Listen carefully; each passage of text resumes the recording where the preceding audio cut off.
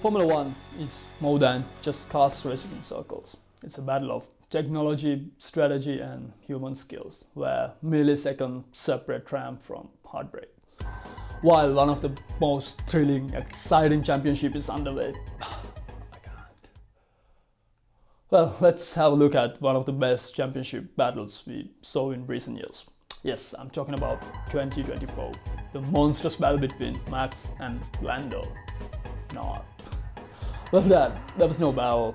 That was a made-up fight by Red Bull and McLaren and all the media to please themselves and us. So yeah, I'm gonna take on a real battle we had. The 2021 season.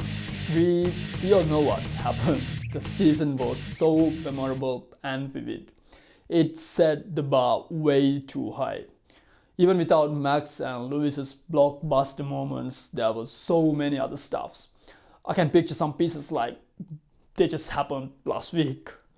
Like Fernando's masterclass defense in Hungary, Ricciardo breaking toe after safety car restart in Monza while leading, unexpected podiums, underdog winners. The season had it all.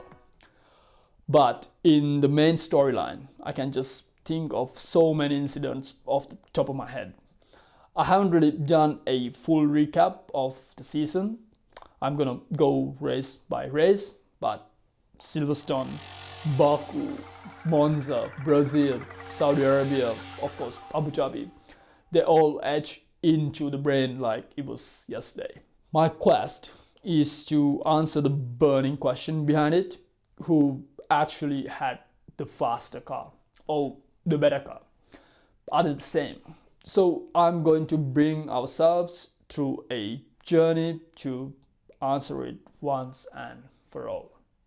I'm Carl. Welcome to F1 Carl, place where we do two things: watch F1 like fans and dig it like groundhogs.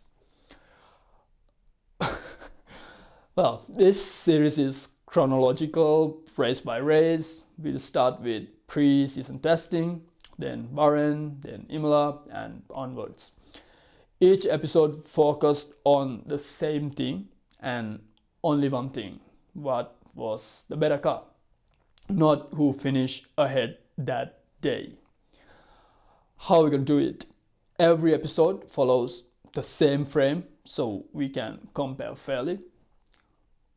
Pre-race context, testing, upgrades, rumors, expectations, and all those things. Qualifying deep dive, sector times, tire choices, tiny mistakes that mattered. Race analysis, stint by stint, tire ages, when each driver pitted, incidents, and how all those stuff influence the absolute pace. Driver comparisons, teammate deltas and cross-team matchups, Lewis versus Max and Bottas versus Pérez, and so on. Then lastly, the most important piece of the puzzle, the metrics. A single cumulative comparison table that we update after every race to show who is actually quicker across the season. Episode 1 will be our preface, testing, and the Bahrain Grand Prix, the next video. You'll see why Max's 2020 Abu Dhabi momentum mattered, what testing hinted at, and how Bahrain's qualifying and race told us two slightly different stories.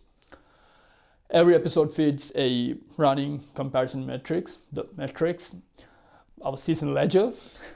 Over the time, the metrics will show trends, who genuinely improved, who only scored because of strategy, and whether team's pace was consistent or just flashes, or if anyone won because of just pure luck. Let me tell you how this will look. It can get a bit complicated, but stay with me. I'll try to make it as clear as possible. Yeah. So to make this season analysis fair and consistent, I'm not just going to say this car looked quicker or that driver seemed faster. That's too easy and it's subjective. Instead, I've built a scoring system, a framework. Think of it as a forensic toolkit to measure who really had the faster car. I've taken both qualifying, race, and sprint race data into it. However, I'm not splitting them into separate sections as I'm looking to get one answer across the board. In the end, considering all these factors, we are getting one score. Here's how it works. 1. Direct pace comparison. Whenever Lewis and Max are in similar conditions, same tires, similar tire age, clean air, traffic conditions, and of course corrected for fuel, I'll take 5 lap average over 2 stints. That way we're not cherry picking single laps, so it's fairer. If one car is more than 2/10 faster on average, that's 2 points for that car. More than 3.5 tenths, that's 4 points. And if the gap exceeds half a second, that's a big swing, 6 points to the faster car. I know that clean air and traffic could affect these times, but when we go along the season, everyone would have the same effects and they should get neutralized eventually. 2. Race consistency. This is a bit tricky. Here I'm comparing Lewis's lap time consistency versus Max's by looking at the difference in their lap time standard deviation after filtering outliers. The lap time standard deviation tells us how consistent their laps were, in a way how close they were to their targets. This is highly driver dependent, but if you have a great car underneath, it definitely helps. There are so many other factors affecting this, like the stint lengths, tires, fuel, and traffic, but they are the same for everyone across a race and of course a season. So I have made the assumption that those external factors could cancel each other as we go with the season. If the difference is greater than 3/10, the car with the lower spread, the steadier one, earns 1 point. If it's more than half a second, that's 2 points for that car. If it's over 7/10, that's 3 points. Because if one driver can string together laps more evenly, it usually means the car underneath them is more predictable, better. 3. The teammate factor. Max and Lewis were inseparable most of the year. So to understand the car performance, I'll also compare Bottas and Pérez. Again, we're not looking at raw lap times, but consistency differences. This is because I thought there's no point getting the same stat with different drivers, and Bottas and Pérez often found themselves stuck in the midfield, in dirty air and DRS trains, so the lap time data could be misleading. Also, I added this eligibility factor later into this point. I'm going to activate this point stream only if the second driver is within at least 3 seconds to the main driver. Quite a few words there. So it's going to be Bottas to Lewis and Pérez to Max. If one of them is beyond that, I don't think it's a car's problem anymore. Or maybe car is designed around Max. Anyway, I don't think it's going to be a fair case if that happens. So provided the second driver's standard deviation of the lap spread is within 3 seconds for the first 6 races, with Pérez having a learning curve as he's just starting to tickle that Red Bull. If Bottas' lap time spread is more than 1 second steadier than Pérez's, Mercedes gets 1 point. If it's more than 1.3 seconds steadier, 2 points for Mercedes. If it's more than 1.6 seconds steadier, 3 points. Well, flip it other way. If Perez's spread is smaller than Bottas's, if he's more consistent by any small amount, any small margin, Red Bull gets a point in the first 6 races. And if he's steadier by more than 4 tenths, 2 points for Red Bull. And steadier by more than 8 tenths, that's going to be 3 points for Red Bull.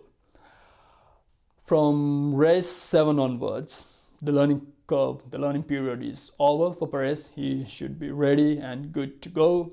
And the rules simplify for both sides.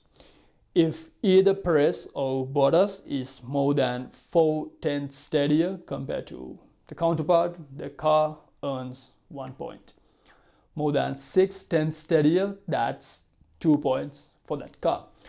More than 8 tenths steadier, that's gonna be 3 points for the steadier car.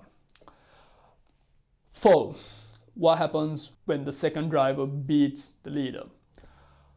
If Bottas finishes ahead of Max or Pérez finishes ahead of Lewis, and if it's clean, no penalties, no accidents, no grid drops, and no funky events, then the car automatically gets 3 points, because that means the package underneath was strong enough to overturn the rival team's lead driver. And for all the sprint races, I will do the same calculations, but only avoiding half of the points. 5. Qualifying. For qualifying lap times, well, actually I made a last minute change. Instead of taking the laps we see on the board, I'm going to get the best hypothetical lap by adding up all the fastest sectors by each driver. This is going to be the basis for all qualifying lap comparisons. This should really give us a better reflection on car's maximum potential. And the comparisons will only be done for those who made it to Q3. If anyone did manage, I'm going to leave him or them, him/them out of the equation. If Max or Lewis out-qualifies the other, the best hypothetical lap with a gap of more than 3 tenths, their car earns 2 points. If Bottas or Pérez takes pole, regardless, the car earns 2 points. When they are not in pole, if either Bottas out-qualifies Max or Pérez out-qualifies Lewis, that's 2 points for the car.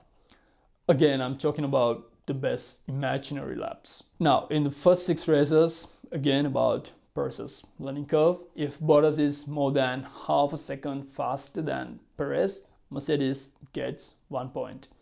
If Pérez out-qualifies Bottas at all, Red Bull gets 1 point.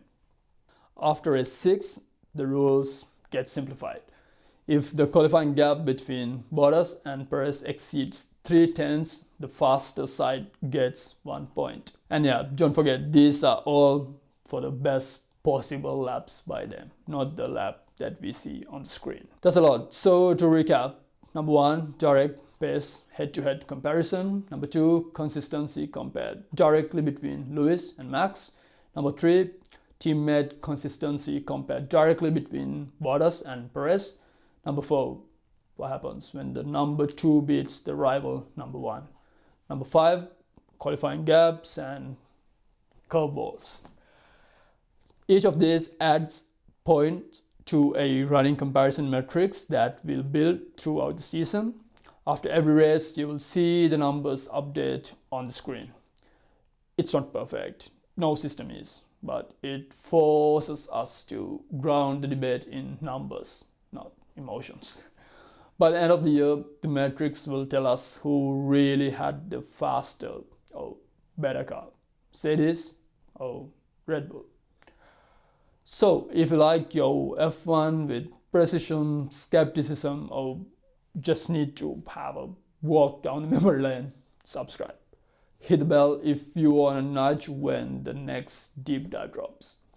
It'll be Bahrain, then Imola, and trust me, things get messier and faster from there. I'll bring the data, you bring the questions. See you in Bahrain. Bye.